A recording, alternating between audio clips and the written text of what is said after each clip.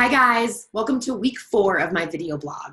My name is Laura Howd. I'm a licensed professional counselor in Denver, Colorado, and my business is called Intraconnections Counseling, which is all about connecting with self.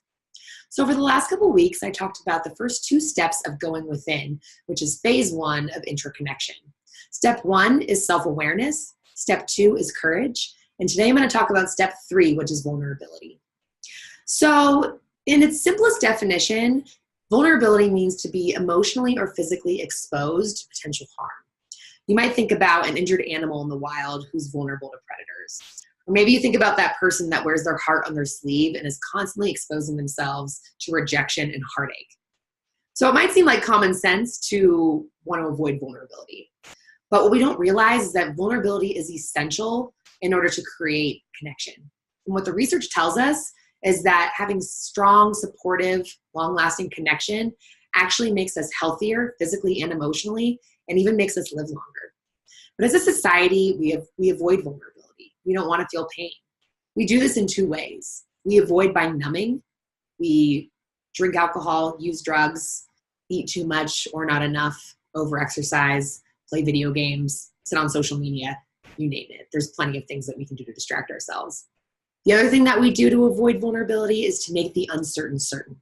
We are very uncomfortable sitting in the unknown, and by trying to predict and control ourselves and other people, it makes us feel safer. But what ends up happening is that these 2 things actually make us more distant from creating connection because we aren't being real with ourselves. And what we need to do instead is we need to start letting ourselves be seen, deeply seen. And this is where we call upon self-awareness and courage, the first 2 steps. Because self-awareness, courage, and vulnerability, those 3 things make up going within. We are literally taking steps inside of ourselves to start learning and start challenging ourselves to change. And next week, we're going to talk about phase 2, which is called flying free.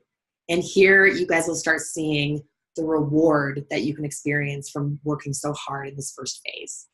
So I want you guys to get out your intra journal, which we talked about the last couple of weeks, and start writing down what makes you feel vulnerable.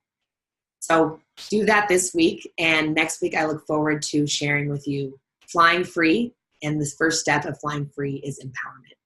So take care. I'll see you next week.